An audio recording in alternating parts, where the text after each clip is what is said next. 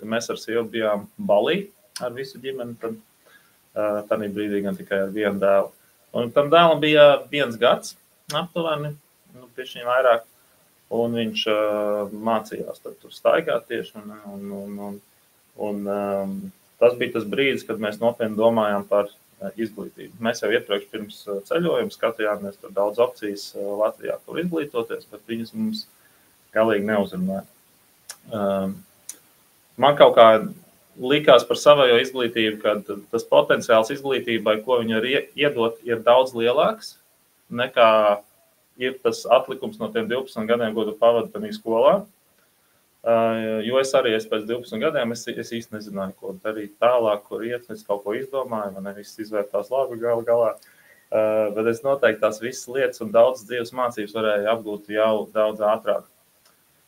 Un es par to domādams skatījos uz savu dēlu un domāju, ka viņam viņš pelnīs labāk. Viņam noteikti vajag kaut kādu labāku izglītību nekā manējā pieredze. Viņam ir milzīgs potenciāls un viņi to vajag izmantot.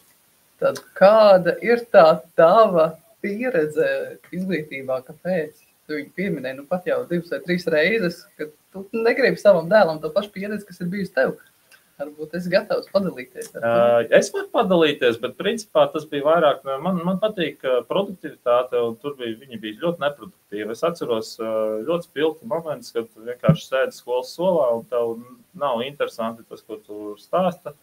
Tu garlaikojies, un tu skaties pulkstenī, un tas pulkstenis iet tā lēnām tikšķi. Es tādu joku dzirdēju vēl nesen, kurš man likās atbilstoši.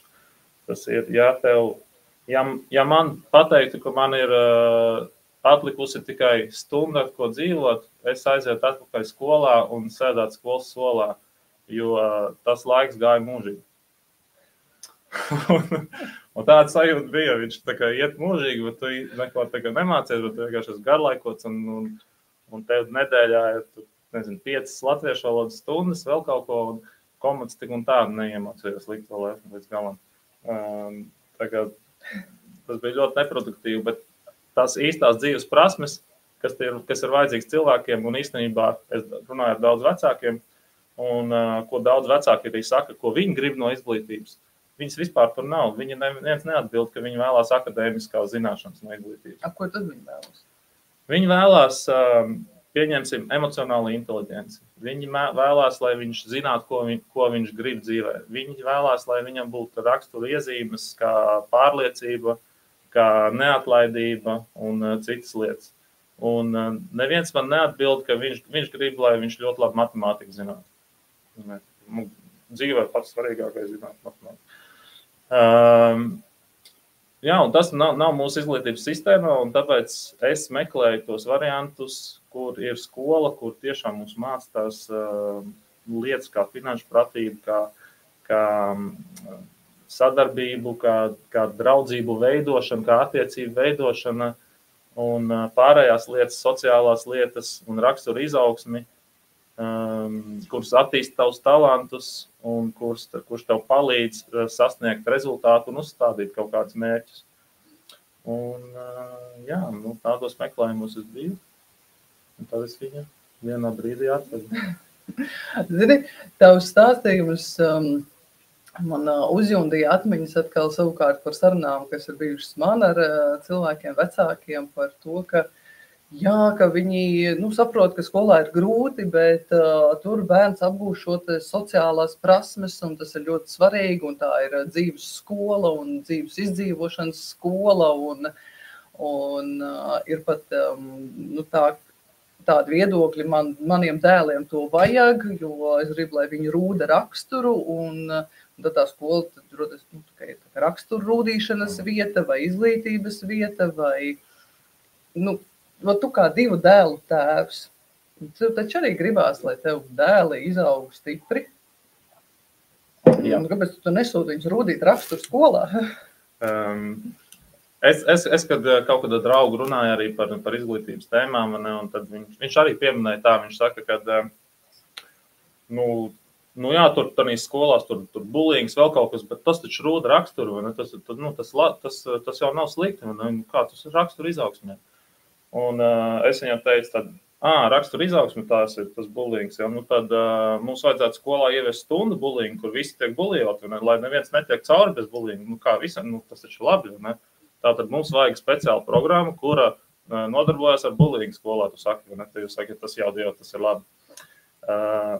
Tā īstenība ir tāda, ka rakstura izaugsme pavisam noteikti nāk caur grūtībām, bet tam nav jānāk caur kaut kādu pazemošanu vai arī caur tam bullyingam, kam iet cauri cilvēki. Tas ir daudz citas metodas, daudz citu veidi, kur tu saskaries ar grūtībām, tā skaitā caur atbalstu no pārējiem, kur tu ej cauri tam varonīgi, kur tu uzņemies atbildību par savām darbībām, kur tev dod atbildību un kur tev dod brīvību, tā skaitā kļūdīties un mainīt un eksperimentēt. Un mūsu skola ir arī tieši tāda, ka viņa ir pavisam noteikti grūta, bet tas nav tāpēc, ka tur ir bullyings. Tas ir tāpēc, ka tev ir dota daudz brīvību, bet arī daudz atbildību, un tev ir jāuzņemās atbildību par savu mācīšanos. Nu, varbūt iedot kaut kādu lielāku priekšstatu, jo tad es mazliet ieskicēšu. Dāvis Martinī ir veido šeit Latvijā pirmo skolēnu virzītu skolu, pareizi pateikt, ja? Skolēnu virzīta izglītība, jā. Skolēnu virzīta izglītība. Un es nesen Facebookā ieliku postu, kur mana sarakstē ar vienu mammu, kur man viena mamma raksta, ka viņa gaida mūsu fórumu. Fórums cilvēkiem.lv par modernu jēgpilnu izglītību, jo viņi nopietni apsver domu vai mājaskolot savus bērnus vai meklēt kādu citu risinājumu, jo šobrīd iet sarežģīti. Tie komentāri, kas uzjundījās pēc šī posta, man raisīja ļoti dažādas tās pārdomas un lika saprast to, ka daudziem tas priekšstats par to, ka tagad mēs mammas rūpējamies un domājam, un arī tēvi rūpējas un domā par to, kā labāk skolot un izglītot savus bērnus un atrast tos veidus, kur viņu raksturu rūdījums notiek nevis caur pazemošanu, un kas patiesībā draud nevis ar raksturu rūdījumu, bet bērnības traumām, kas pēc tam eksponējās citādās rakstura īpašībās. Bet, ka tāda skolēna virzīta skola, ka tas ir nevis raksturu rūdījums, bet ka tad tieši otrādi izauga puikas, topošie vīri un arī meitenes ar vāju raksturu, jo viņiem tur viss tiek pasniegts tā kā uz paplātītes. Es noteikti domāju, ka ir droši vien skolas, kas arī tā arī dara, kas ļoti rūpējās un apčumdina un tā kā parūpējās par to, lai nebūtu tās grūtības, tur bērniem un tā tālāk. Es esmu uzņēmējs, man patīk uzņēmēja gars, uzņēmēju raksturs, kas ir neatlaidība, kas ir iet iekšā kaut kādā nezināmajā, kas ir uzņemties riskus, kas ir nepadoties, jo tev ir ar daudz kļūdām jāsaskarās un ar daudz kaut kādiem problēmām, un tev ir jārisina problēmas.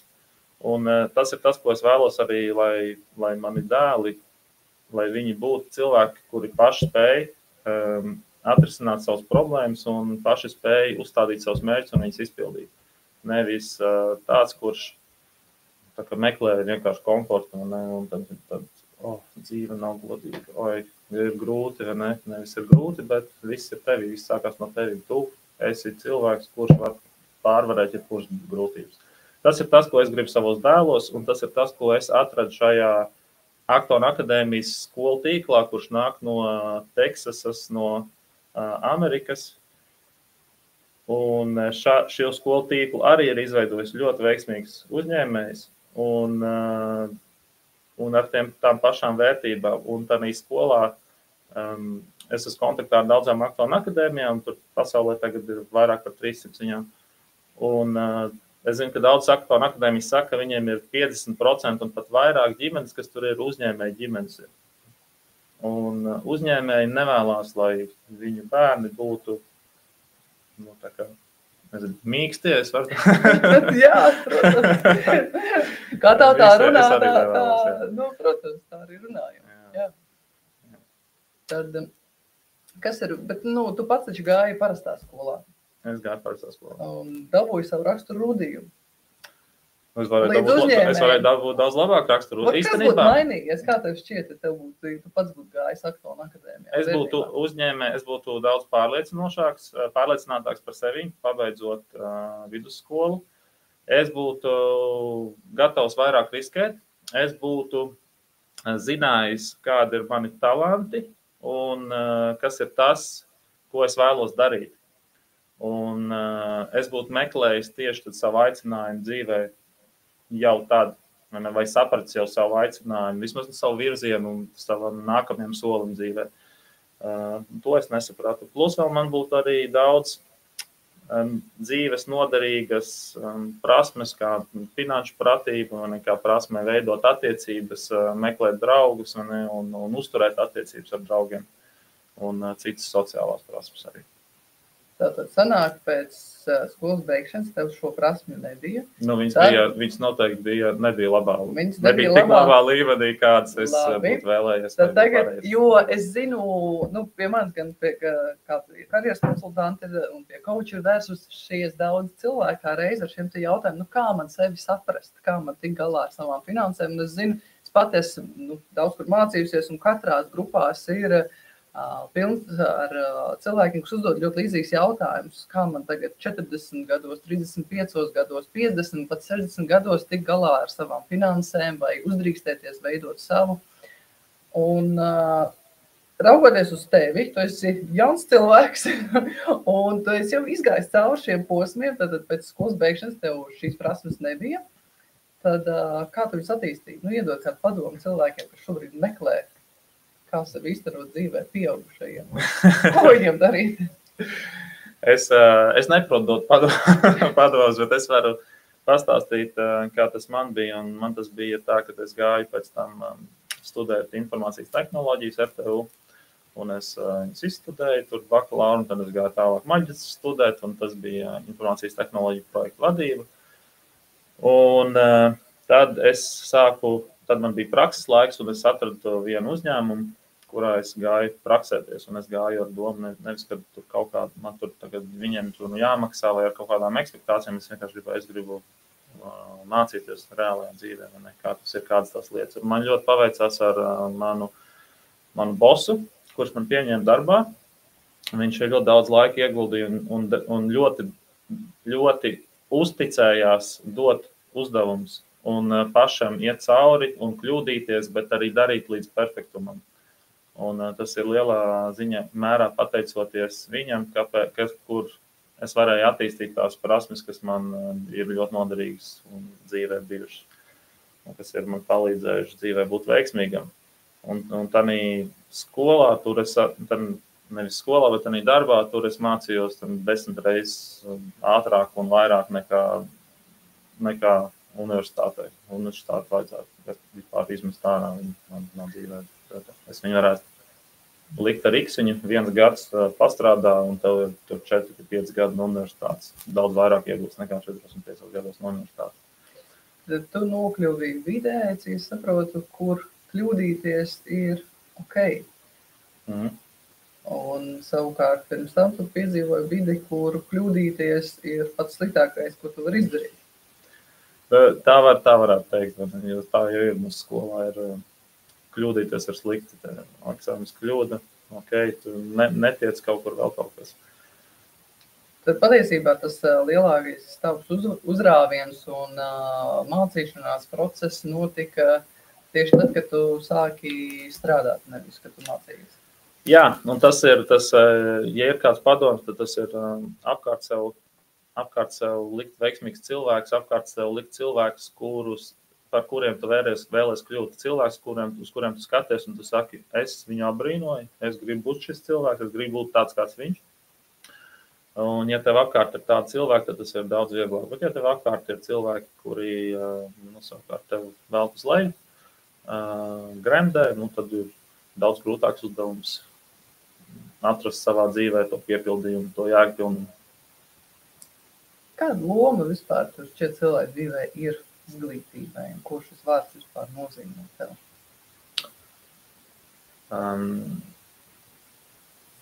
Ko nozīmē vārds izglītība?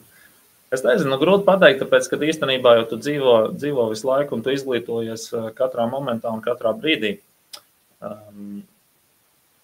Droši vien, ja mēs runājam, tad jāsāk kaut kā precizēt par formālā izglītība vai augstskolas izglītība vai kāda izglītība, jo mēs ar jebkuru pieredzi, kas mums ir, mēs iegūstam izglītību. Un es domāju, ka tā pati veiksmīgākā izglītība, tās mācības, ko mēs iegūstam, kuras ir tādas svarīgākās un kuras ir vispaliekošākās, ir tieši no savas pieredzes. Un tad, attiecīgi,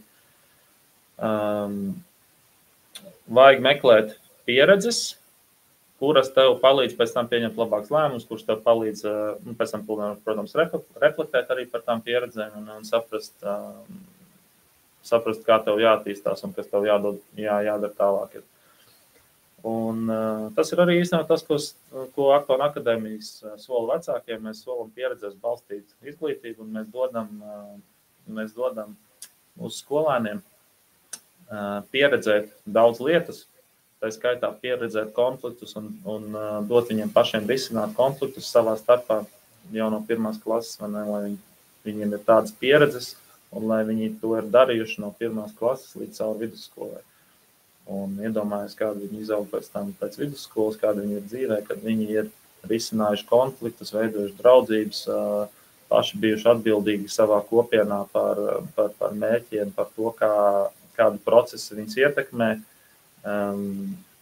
cik spējīgi viņi ir pēc vidusskolas, kad viņi nonāk kaut kādā darba tirgū vai vienkārši dzīvē.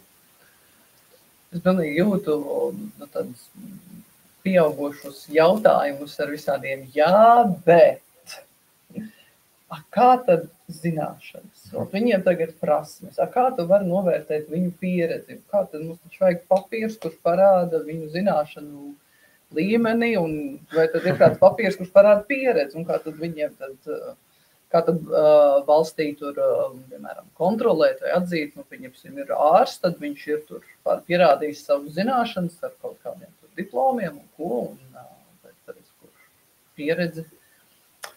Es nesatraucos par valstī, kā tur kontrolēt. Ja? Es rūpējos par saviem bērniem, par saviem dēliem. Man nevajag, lai valsts viņus kontrolē, man nevajag, lai valsts mani kontrolē.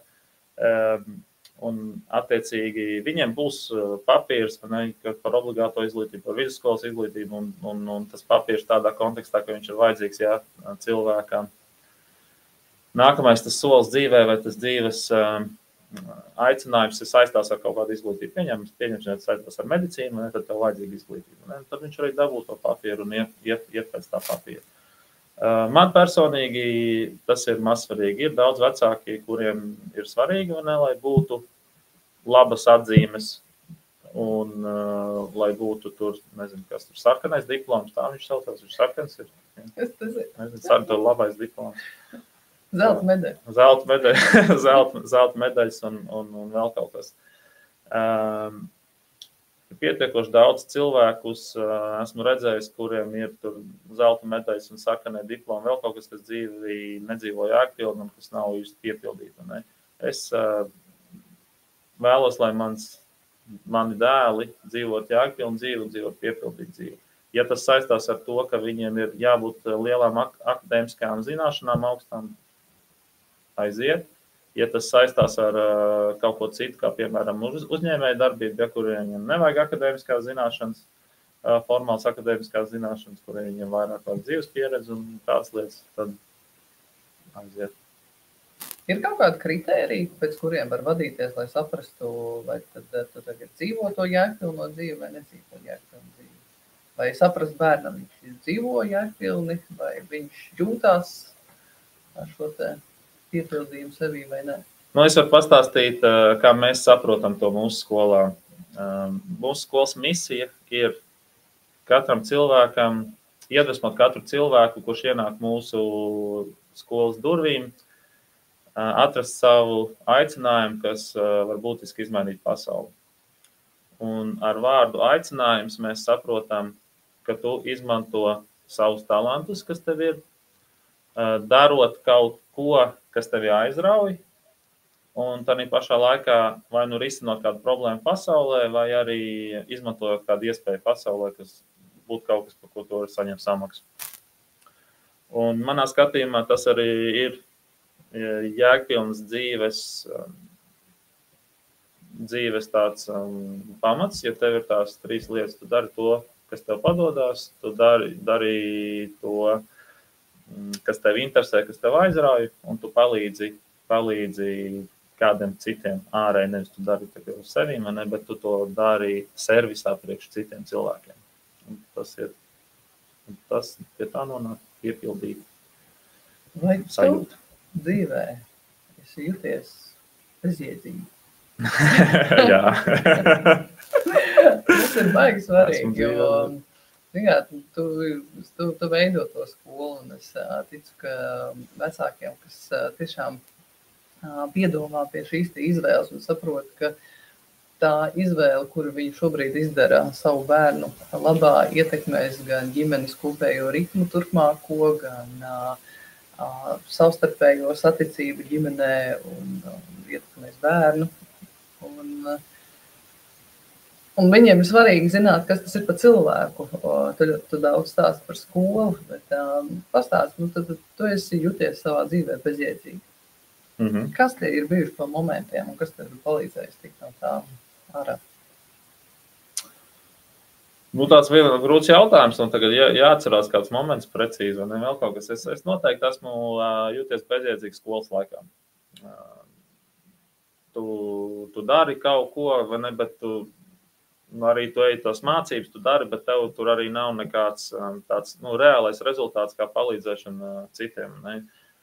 Tā kā tas bija varbūt kādreiz senākos laikos, kur mēs devām daudz iespējas mūsu bērniem iet un jau strādāt, vai iet vai palīdzēt, vai kaut ko darīt, kaut kādas reālās lietas pasaulē, un kā tas ir arī pēc Montessori pedagoģijas, kur bērniem ir jādod darīt, jo kur katram bērnam ir kaut kāds svarīgs uzdevums, kas ir viņam jāizpilda, kas viņam jāpilda. Tas uzdevums ir priekš citiem kaut kāds reālās dzīves uzdevums, vai tas ir salikt šķīvis uz galda, kad ir ģimenei vakariņas, vai kaut kāds cits uzdevums. Un ja tu dari tās lietas citu labā, tad tev ir tā piepildījums. Bet skolas laikā, kad tu dari, tu vienkārši pildi uzdevumus, kuriem jēga nav nekāda, tikai lai tev kāds novērtētu, tādā kontekstā. Tu nevienam nepalīdzi ar viņiem, un ir diezgan liela tā bezjēdzības sajūta. Un tādā skolas laikā es tieši arī sajūtu tādu bezjēdzības sajūtu un tādu jēgpilnu piepildījumu sajūtu tieši tad, kad tu sāc strādāt, tieši tad, kad tu darbojies kaut ko reālajā dzīvē, kur ir kāds klients vai vienalga kas tev pasaka paldies, priekš kā tu strādā, kurš dabū to ieguldījumu no tavējā darba, ka tu redzi, ka viņam ir kaut kāda jēga pirms tavam darbam.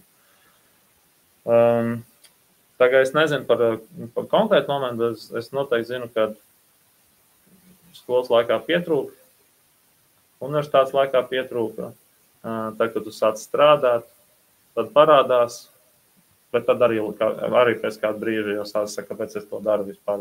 Tad bija jāsāk jauns posms, un tagad ir liels piepildījums tajā, kad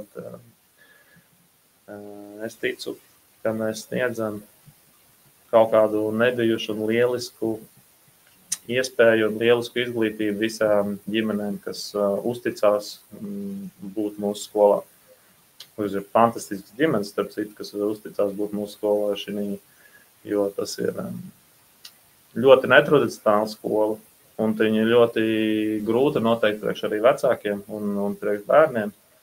Un tev ir jābūt ļoti lielai uzticībai saviem bērniem, lai tu sūtītu savus bērnus šitādā pieredzē balstītā izglītībā. Tā kā man ir milzīga pateicība īstenībā visiem vecākiem, kas sūta bērnus uz skolu. Fantastiski vecāki. Jā, un es ticu, ka tā tas arī ir, ka tas prasa no vecākiem tiešām šo sadarbību un uzticēšanos. Man ļoti patīk arī, kā mums iepriekšējā podkastā, kā Tomas Bolti izteicās, ka tu raugies uz savu bērnu, vienalga, ka viņš ir tev 3 gadīgs un tev ir 30 gadi, ja, bet ka jūs esat tie fellow travelers, ka kopā ejat pa kaut kādu šo te dzīves posmu un varat uzturēt intelektuāls un foršas skaistas sarunas. David, saki, tu jau varēji arī pārcelties uz kādām no šīm te pilsētām un valstīm, kur ir Aktona akadēmija un laist savu bērnu tur un nodarboties ar kaut kādām citām lietām. Bet tu izvēlējies būvēt šo skolu, neskatoties uz visiem šķēršļiem, kas šeit pastāv, birokrātiskiem un pieredzēs, kas ir, jo pieņemt kaut ko jaunu, tādā sabiedrības līmenī ir diezgan grūti. Tas ir ļoti liels izaicinājums. Pastāstīt, ka tas, ko tu dari, ir ok.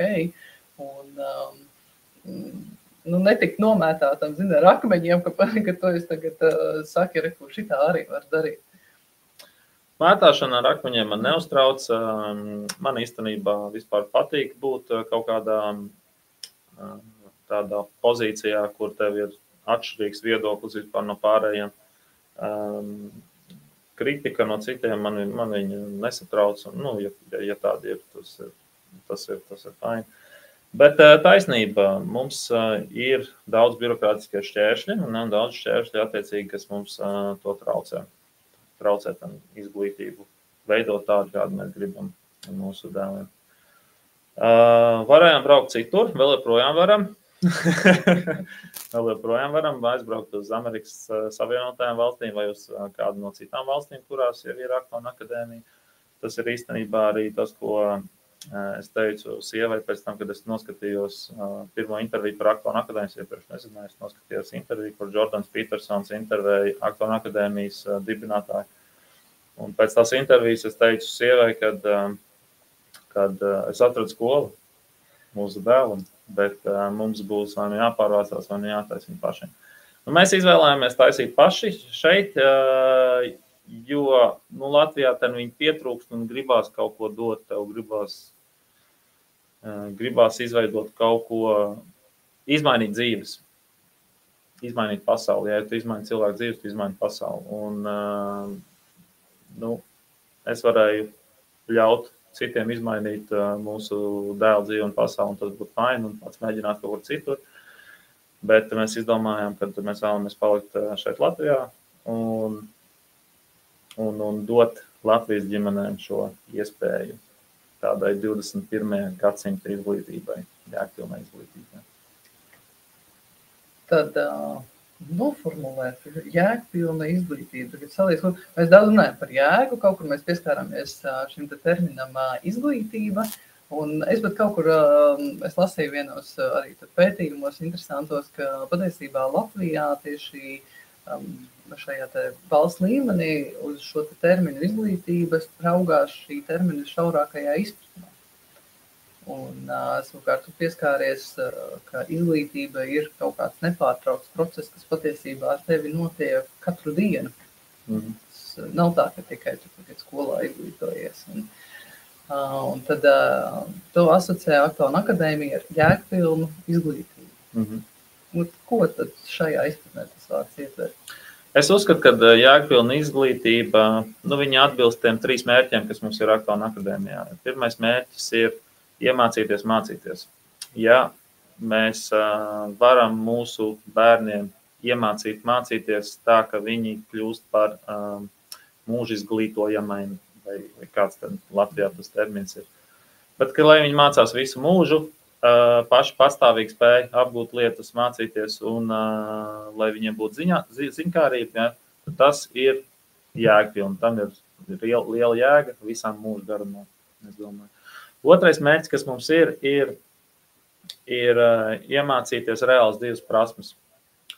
Tas ir tāpat finanšu pratība, tas ir veidot draudzības, tas ir konfliktu risināšana, tas ir izveidot, uzlikt sev smart mērķi, tas ir jebkuras citas lietas, kas tev nodara reālajā dzīvē. Arī ļoti jēgpilni. Manā skatījumā. Ne? Lietas, kas tev reāli pēc tam, kad tu esi pieaugušais, ikdienā nodara, tas ir jēgpilni.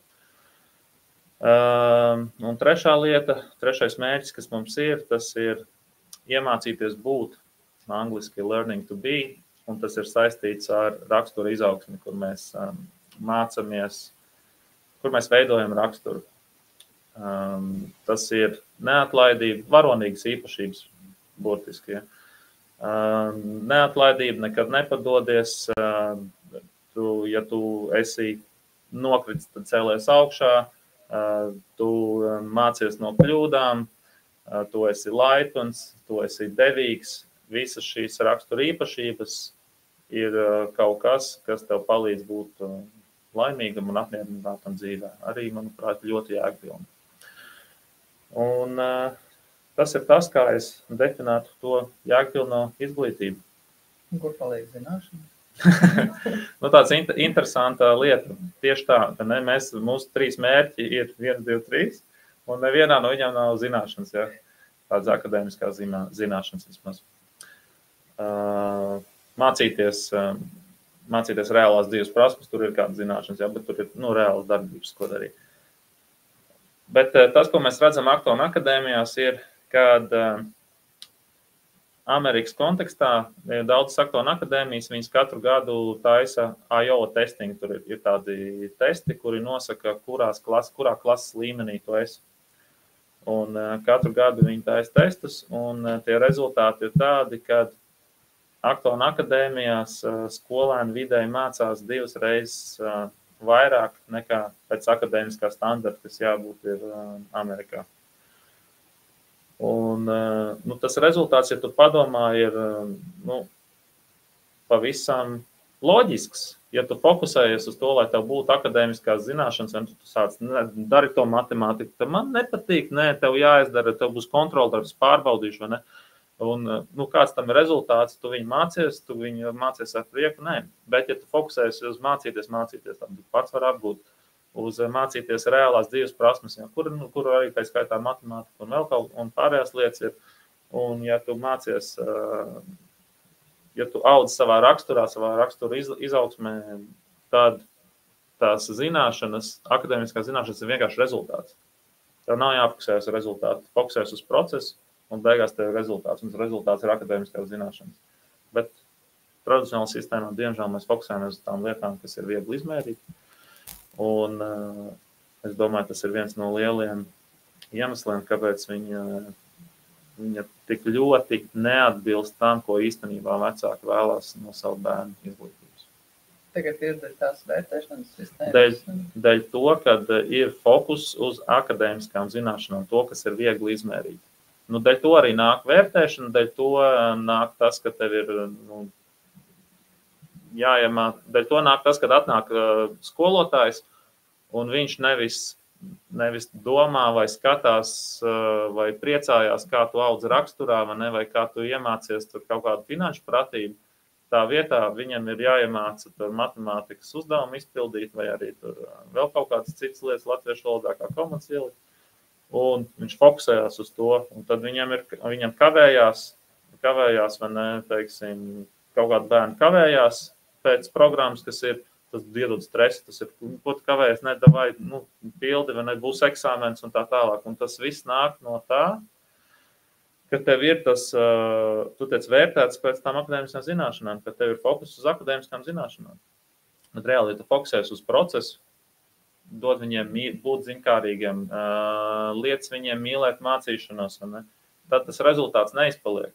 Bet tas rezultāts, protams, ir nestabils. Ne? Un viņš tāds ir, tā kā varbūt kādreiz tev ir, nav kādam ļoti interesē kaut kādas cits lietas, nevis matemātika, ja kā tad viņš vēl nav matemātika izdarījis 2. klasē, viņš vēl neprot par to un to. Bet galā dzīvē, jo viņš ir ļoti spējīgs, un viņš raksturā ir audzis, vai ne, tas cilvēks, un viņš ir priecīgāks, un ir super.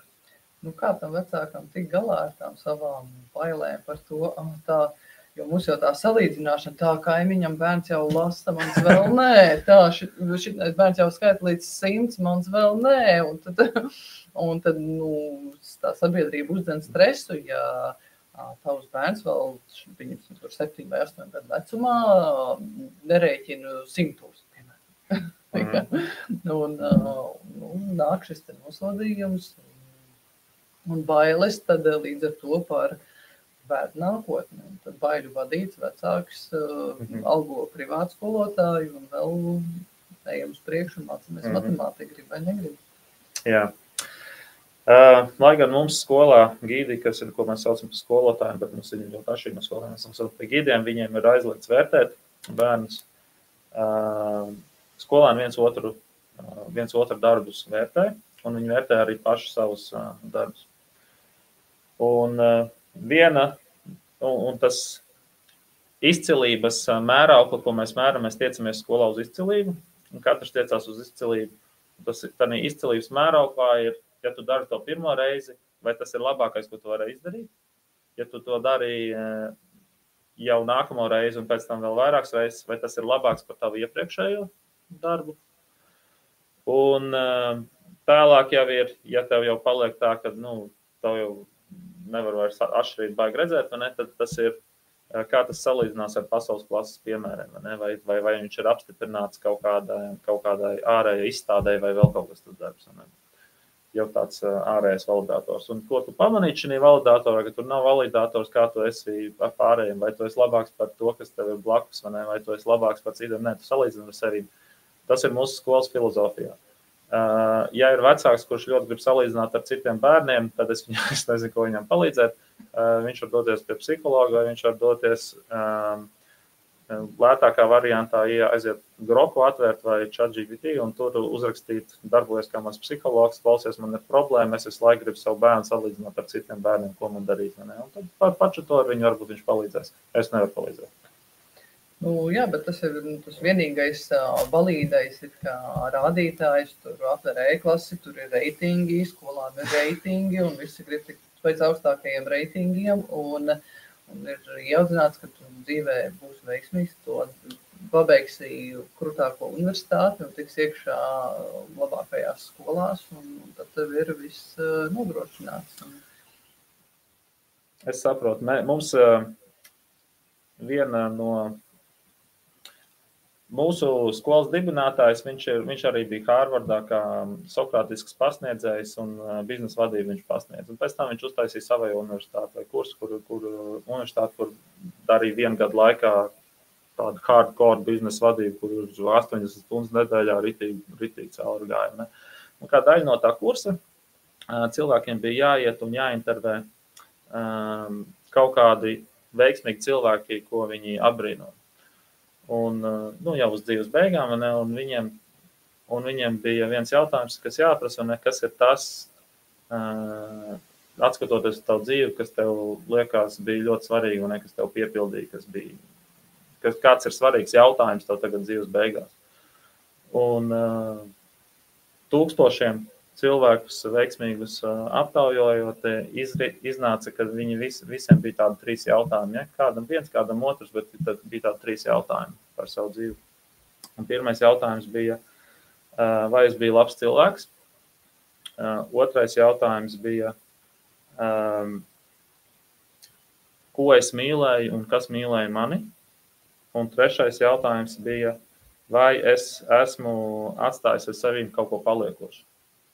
Un, ja tu pamanīji, neviens no tiem jautājumiem nebija, vai mēs bija sarkanais diploms, vai mēs bija labāks par savu kaimiņu, vai man bija labas atzīmes skolā, vai kaut kādas tādas muļķības. Līdz ar to, ja gribu uz to fokusēties, mums ir ideāla izglītības sistēma, kur palīdzēs uz to fokusēties. Var sūtīt savus bērnus uz skolām, viņas noteikti palīdzēs salīdzināt bērns vienu ar otru un toreiz salīdzināt savu bērnu ar citu vecāku bērniem. Es tā ieklausījos un iedziļinājos tajā tevis sakāmajā, ka es tagad, man taču tev vēl kāds nākamais jautājums ir jāuzdod. Bet tas sanāk, tad ir vērtēšanas šī sistēma, kur katrs pats sevi salīdzina sevi ar sevi, ja? Bet atzīme nav principā vispār. Atzīme nav, mūsu skolā mēs tiecamies uz izcilību, mums ir tā kā rezultāts ir izcils, vai ne? Un tu esi pastāstīt par to, ko mēs saucam par izcilu. Labi, un tad sanāk, no kur gada jau eksistē Aktona akadēmija? Aktona akadēmija pirmā atverās 2009. gadā 9. Austinā, Teksasā. Bet ir jau kādi, kas ir pabeiguši, cik sanāk, tad Jā, 12 gadi ir. kā nav, bet... Ir jā, daudz vairāk. Pareizi, ir vairāk. Vai? Jā. Redz, man matemātika, nevienam nesaka, ka es matemātikas skolotāji. Kā tad tu dzīvē bez šitādi nezināju matemātikas? Šeit tev, ne? Un pastāsti, kā veicās dzīvē šiem te cilvēkiem, kas ir no sākt gala gājuši tikai Aktona akadēmijā? Es esmu runājis ar tādiem cilvēkiem, kur ir pabeiguši Aktona akadēmiju, un es esmu skatījies arī viņu nākamais savas dzīves piedzīvojums runu. Tas vidusskolas laiks Aktona akadēmijās ir laiks, kad skolēni meklē savu nākamo lielo piedzīvojumu dzīvē. Next great adventure. Tas ir laiks, kad viņi mēģina lietas papildus vēl tam, ko viņi ir mēģinājuši jau no sākuma skolas un pamatskolā. Viņi mēģina lietas, mēģina saprast, kas ir viņa aicinājums. Viņi iet pie cilvēkiem, tur intervē cilvēks, viņi iet uz darbā pastrādājiem, interns, kā ir interns, internshipos pastrādājiem. Praksēs, jā. Tur praksēs, vai ne? Kāds no katram ceļš ir, vai ne? Un tas viss rezultējās tādā runā, ko viņi prezentē visai skolai un vispār publikai ārpusē, kur viņi pasaka, kas ir viņu nākamais lielais piedzīvojums dzīvē. Un arī mēģina, un tur arī tāda naudas balva, tur 100,000 vai vēl kaut kas, ko var vinēt savam nākamajam lielam piedzīvojumam. Parasti varbūt tā kāda biznesa ideja vai vēl kaut kas, kas tev vajadzīga nauda, lai to darītu, ne? Un par to viņi tagad konkurē. Un šie cilvēki ir kulturāli ļoti attīstīti, kultūras ziņā. Viņi ir draudzīgi, viņiem ir socializēšanās prasmes lielas, jā, jo tas ir viss, ko viņi ir darījuši, arī socializējušies visu laiku, nevis tā, pieaugušie iet un viņiem saka, ko kā, ne, bet viņi ir veidojuši attiecības no sākuma skolas līdz vidusskolai. Viņi zina, ko viņi vēlās, viņi ir mērķtiecīgi un viņi zina, kā sasniegt savus mērķus. Kā tie cilvēki izskatās. Viņi var būt ļoti dažādi, jo kādam ir dzīves aicinājums saistīts varbūt ar mākslu, kādam varbūt tas ir saistīts ar inženieriju, un ja viņam saistīts ar inženieru, tad viņš būs akadēmiski, vai ne, tur labi fokusēts ar labu matemātiku, fiziku un vēl kaut ko, lai tiktu tur universitātē, varbūt, ja ir nepieciešams. Un citam tas dzīves ceļš būs pavisam citādāks. Bet tas, ko viņi visi zina, ir, kas viņiem ir svarīgi dzīvē un kas ir viņu nākamais lielais piedzīvojums dzīvē. Tas ir tas moments, kur man prātā, tagad skaties uz bērniem bērndārzā, viņiem visiem acis nird. Tur ir dzirksteles acīs un tas nirdzums un dzīves prieks un tas novērojums, jo tajos bērnu laukumos, piemēram, vai cik tur redz, ka ar skolā vai jaunieši staigā, jo vecāki bērns paliek, jo tas acu nirdzums kaut kur pazūd. Tad, kad tu šo stāsti, tad man liekas, tie bērni noteikti runā ar mirdzošām acīm.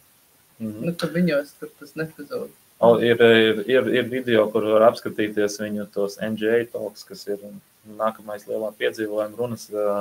Es tev aicinu paskaties, un es skatījos ar asrām acīs. Super, Dāvi, domāju, ka mums laiks ir nopaļot šo mūsu sarunu, un varbūt tev ir kāds vēstījums un ieteikums vecākiem, kā viņiem veidot attiecības ar saviem bērniem, lai viņi izējot šo te posmu, kas ir tas izglītības process, kurš sākas, kad bērnam ir 7 un beidzās, kad bērnam ir 18, 19, vai jau pēc tam ir tie citi posmi, lai tas būtu tiešām jēgpilns, lai arī kāda būtu viņa izvēle, kur viņi iet mācīties, vai pie tevis Aktonā vai citās skolās. Es droši vien, man ienāca prātā viena atziņa, ko es saņēmu, kad mums tagad skola ir no septembra 1. gadu, un es tur darbojos kā gids arī. Un mums bija arī vasaras nometne, kur mēs darījām uzņēmējdarbību. Veidojam, ja, jo mums skolā katru gadu mēs uzņēmējdarbības kvestionējam, kur viņi dara uzņēmējdarbību, kaut kādu savu projektu taisa. Bet mēs to darījām arī mēģinājām pirms skolas tādā nometnē, un tur es darbojos kā gids. Un es sapratu, kas man palīdz būt kā gidam, un kas noteikti vecākiem palīdzētu arī saviem bērniem, ir būt ziņkārīgam. Un nevis mēģināt, es esmu gudrāks, ja, un tā kā tur ir autoritāte, es esmu autoritāte, tu nē, citreiz jau, protams, ka citreiz ir tev jāapstādina, ne kaut kāds bīstams liels jautājums. Bet skatīties bērnu lielu ziņkārību, tas nozīmē, ka tu viņam uzdod jautājumu, par ko tu esi pats ziņkārīgs, vai ne? Tu viņam mēģini nevis pateikt, uzdod jautājumu un mēģini pateikt, kāda ir pareiza atbilde, uzdod jautājumu, kur tu gribi, lai viņš atbild šitā, vai ne? Bet tu uzpēc viņam, kā viņš domā, kā tev liekas. Kas tev ir svarīgāks? Tu pavadīt tur ar draugiem laiku vai ar ģimeni? Nevienalga, kas tas ir. Esi ziņkārīgs par saviem bērniem, un tālākās lietas ir daudz vienkāršāk, kas attiecās uz attiecību ar viņiem un uz palīdzību veidot viņus kā tādu patstāvīgus pieaugušos.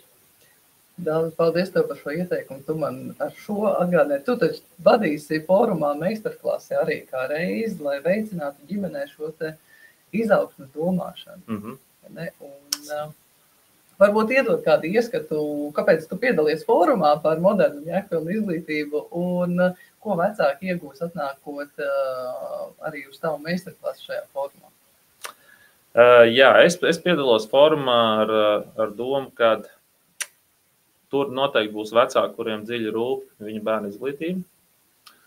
Un es vēlos viņiem vienkārši parādīt, kādas ir, jo kad es uzzināju par Aktoru akadēmiju, es biju super pārsteigts, un tā kā, man tas bija, ka kaut kas tāds vispār eksistē. Ne?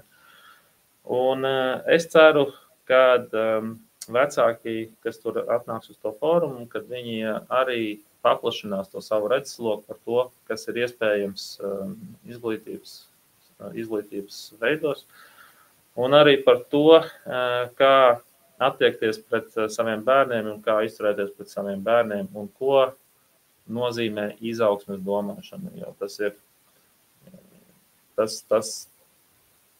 tā ir liela atšķirība, tas ir atšķirības ir fixed mindset un growth mindset. Ja tev ir fiksēts mindsets, tad tas veicina tevi upuri, kad to jau nevar izdarīt, tas jau nē, bet tu meklē kaut kādus ārējos arī iemeslus, bet viņi jau neļauj vai vēl kaut kas. Pilns ar attaisnojumu. Pilns ar attaisnojumu, ja, tu esi upuru lomā un visu mūžu pavadi kā upuris. Šausmīgi. Un ir growth mindset, izaugsmes domāšana. Un šī veidā tu skaties un tu veido savu, ja mēs skatāmies bērnu kontekstā, tad tu veido savu bērnu kā radītāju, nevis kā upuri. Tas nozīmē, ka viņš ir ar pārliecību, ka viņš ir atbildīgs par savu dzīvi un neviens cits nav atbildīgs par viņu dzīvi. Ja kaut kas viņa dzīvē neiet tā, kā vēlētos, tad tā ir viņa atbildība un tas ir viņa rokās un viņa spējās to mainīt. Un šajā meistarklasē mēs uzzināsim, vecāki uzzinās, kādas mazās lietiņas un lielās lietiņas, un tas ir diezgan pārsteidzoši, cik maz tu pamaini teikumu vai vienkārši vārdus cits izvēlēs, un kā tas nomainās no tā, ka tu pasaki savam bērnam, ka viņš nespēja, ka viņš nevar, ka viņam ir fixed mindset, ka viņš ir upuris, ka tu pasaki, ka viņš ir radītājs, viņš spēj, viņš var, un viņš ir atbildīgs par savu likteni. Fantastiski. Tātad tavu dzīvi vada tie, kam tu uzticēs. Ja tu gribi pats vadīt savu dzīvi, tev ir pašam jāuzticās sev, un tas pats jāiemāc arī savam bērnam. Skaisti vārdu. Fantastiski. Man liekas, ka tas ir. Dāvi, paldies tev liels par šo interviju. Vienkārši superīgi. Paldies tev par to, ka tu dari un ka tu neaizbrauc uz citu valsti, bet veido Aktona akadēmiju šeit Latvijā. Un es ceru, ka viņas būs ne tikai Rīgā, bet vairākās Latvijas vietās, kad visiem ir tiesības izvēlēties. Un vadīt savu dzīvi saskaņā ar savu izvēli. Super. Paldies jums visiem. Tiekamies formā. Atā!